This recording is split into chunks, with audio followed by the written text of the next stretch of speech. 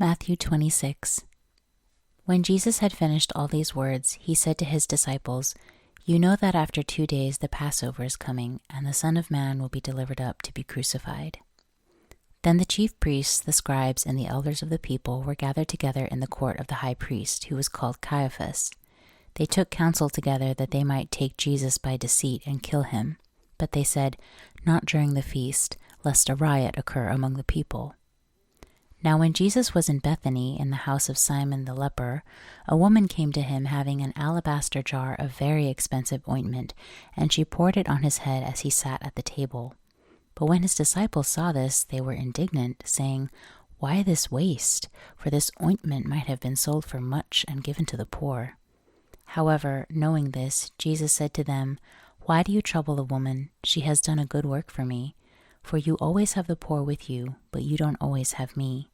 For in pouring this ointment on my body, she did it to prepare me for burial.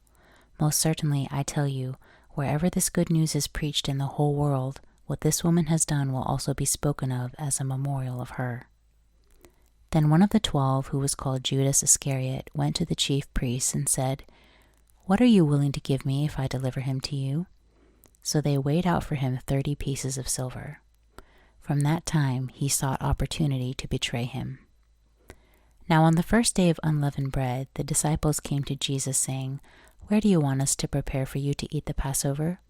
He said, "Go into the city to a certain person and tell him, 'The teacher says, my time is at hand. I will keep the Passover at your house with my disciples.'" The disciples did as Jesus commanded them, and they prepared the Passover. Now when evening had come, he was reclining at the table with the 12 disciples. As they were eating, he said, "Most certainly I tell you that one of you will betray me." They were exceedingly sorrowful, and each began to ask him, "It isn't me, is it, Lord?" He answered, "He who dipped his hand with me in the dish will betray me. The Son of Man goes even as it is written of him. But woe to that man through whom the Son of Man is betrayed. It would be better for that man if he had not been born." Judas, who betrayed him, answered, "It isn't me, is it, Rabbi?" He said to him, "You said it." As they were eating, Jesus took bread, gave thanks for it, and broke it. He gave it to the disciples and said, "Take, eat, this is my body." He took the cup, gave thanks, and gave to them, saying, "All of you drink it, for this is my blood of the new covenant, which is poured out for many for the remission of sins. But I tell you that I will not drink of this fruit of the vine from now on, until that day when I drink it anew with you in my Father's kingdom." When they had sung a hymn, they went out to the Mount of Olives.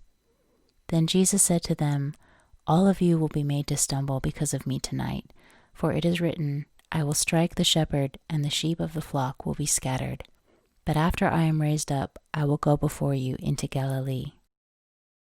But Peter answered him, "Even if all will be made to stumble because of you, I will never be made to stumble."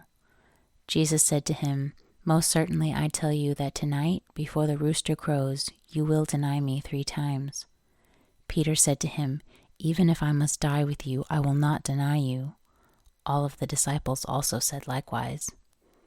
Then Jesus came with them to a place called Gethsemane, and said to his disciples, "Sit here while I go there and pray." He took with him Peter and the 2 sons of Zebedee, and began to be sorrowful and severely troubled. Then he said to them, "My soul is exceedingly sorrowful, even to death. Stay here and watch with me."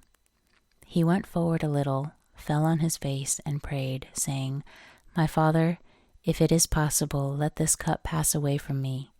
Nevertheless, not what I desire, but what you desire." He came to the disciples and found them sleeping, and said to Peter, "What, couldn't you watch with me for 1 hour?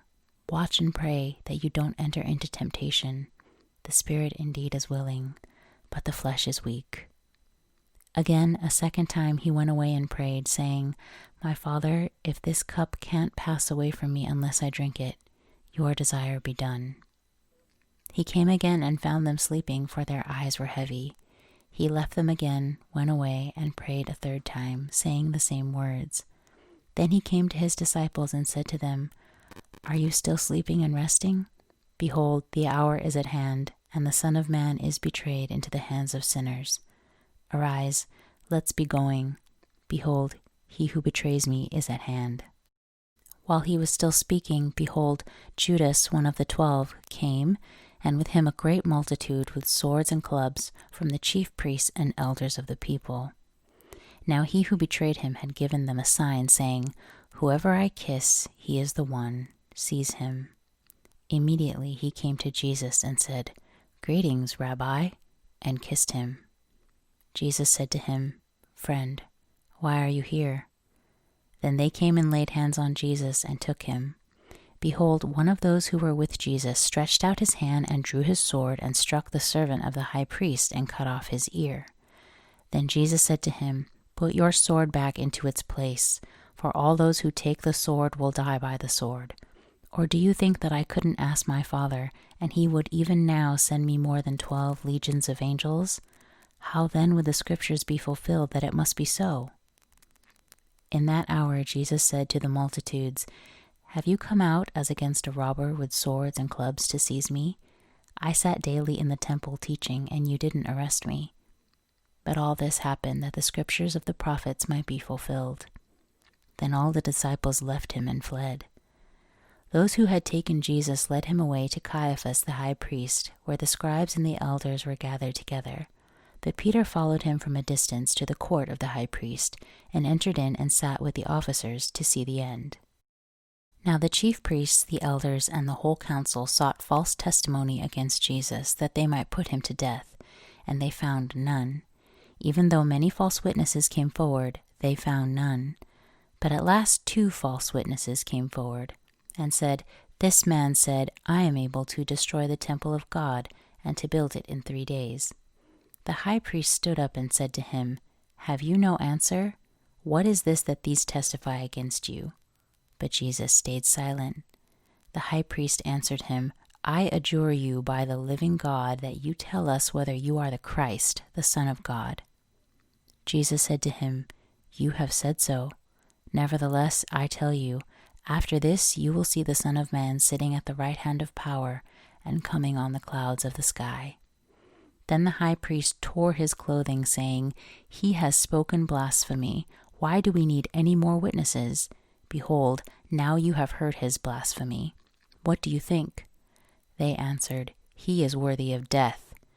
Then they spat in his face and beat him with their fists, and some slapped him, saying, "Prophesy to us, you Christ, who hit you?" Now Peter was sitting outside in the court, and a maid came to him, saying, "You were also with Jesus the Galilean." But he denied it before them all, saying, "I don't know what you are talking about." When he had gone out onto the porch, someone else saw him and said to those who were there, "This man also was with Jesus of Nazareth."